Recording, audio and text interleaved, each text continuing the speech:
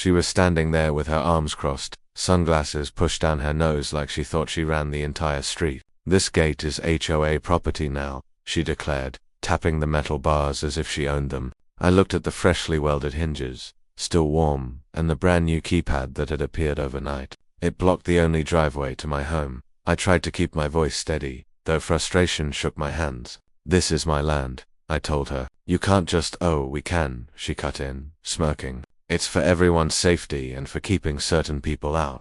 She didn't hide the way her eyes swept over me like I didn't belong there. I bought this place fair and square, and the HOA didn't even exist when I moved in. Yet here she was, acting like I needed permission to walk into my own yard. I stepped closer to the keypad. "You got a code for this?" I asked. She pulled out a tiny remote, pressed a button, and the gate swung open for her. "HOA members only," she said in that slight sugary voice people use when they're really saying they think they're better than you. She slipped inside, closed the gate behind her, and walked off like she had just signed my eviction notice. I stared at the gate, jaw tight. They thought I would give in. They had no idea the fence line they built sat 15 feet inside my property, and they definitely didn't know what I was planning for tonight. "If they want a gate," I muttered, "then they're going to learn what it feels like to be on the wrong side of it."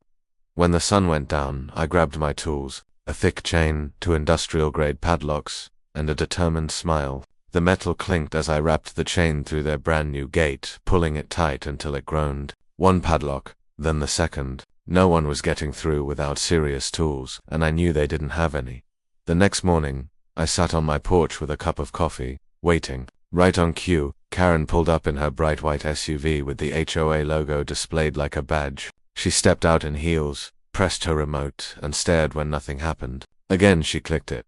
Nothing. Then she saw the chain. "What is this?" she shouted, pulling on it. Her voice echoed down the street as neighbors quietly peeked through blinds. She turned to me, furious. "You can't lock HOA property." I took a slow sip of coffee. "Funny," I said, "because according to the county map, that's my property, which means," I leaned forward, "I can lock it all I want." She froze, searching for a comeback. 2 more HOA board members arrived and parked along the road. They whispered to each other like they were planning a strategy. Finally, Karen crossed her arms. "You're going to regret this," she warned. I smiled. "Maybe, but today's walk to your cars is on me." Then I watched all 3 of them, in their perfectly pressed outfits and polished shoes, trek the long, dusty half-mile around the property in 95-degree heat. By noon, word had spread. Some neighbors chuckled quietly, others gave me thumbs up, but not everyone was amused. Especially not Karen, who came stomping back with her hair stuck to her forehead and cheeks flushed red.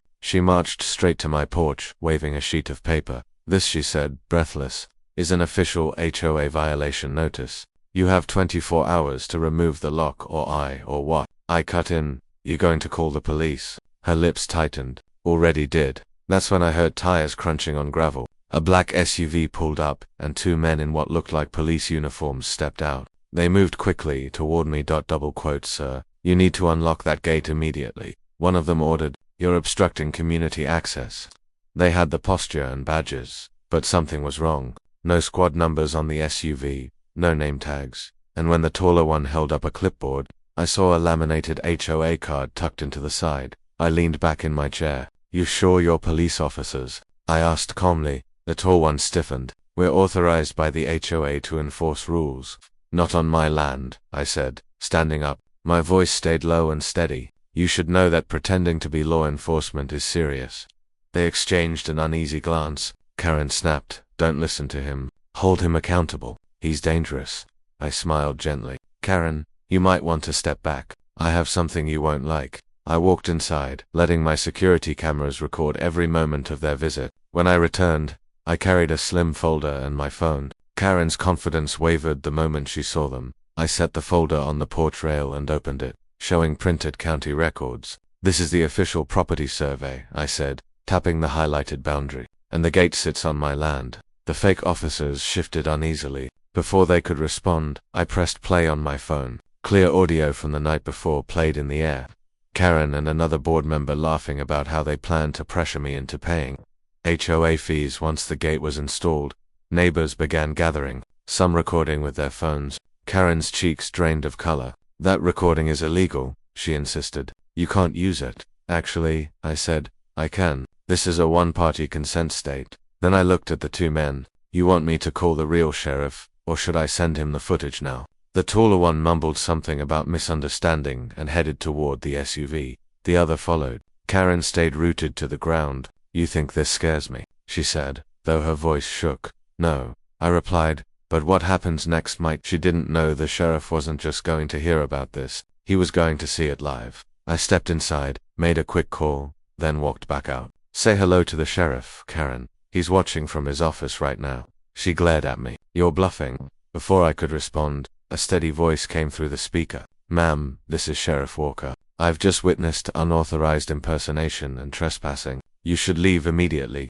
Gasps rippled through the crowd. Karen turned as if looking for an escape, but a real police cruiser was already pulling up. Two deputies stepped out in full uniform. Karen rushed to speak. This is all a misunderstanding. He locked HOA property and one deputy raised a hand. Ma'am, county records show this gate is on his land, and we have video of your actions. Neighbors whispered and filmed freely. This is going viral. Someone murmured that. Karen shook her head. You can't arrest me for this.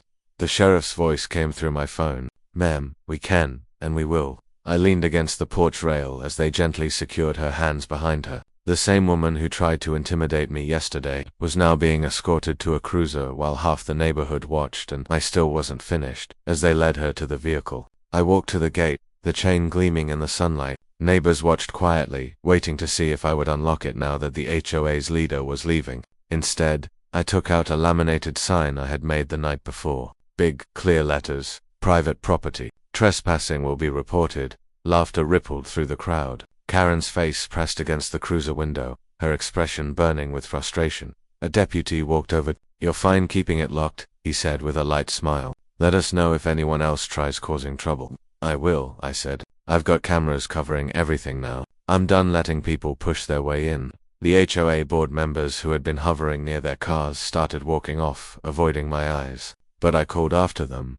Oh, and those HOA dues invoices you sent me. I'll be forwarding them to the county fraud division. They froze mid-step. As the cruiser pulled away, neighbors stood smiling, whispering, recording. This wasn't just a personal win. It was a message. And tonight, everyone in the neighborhood was going to know exactly who had been running their HOA because the footage was going out to every local community group before midnight.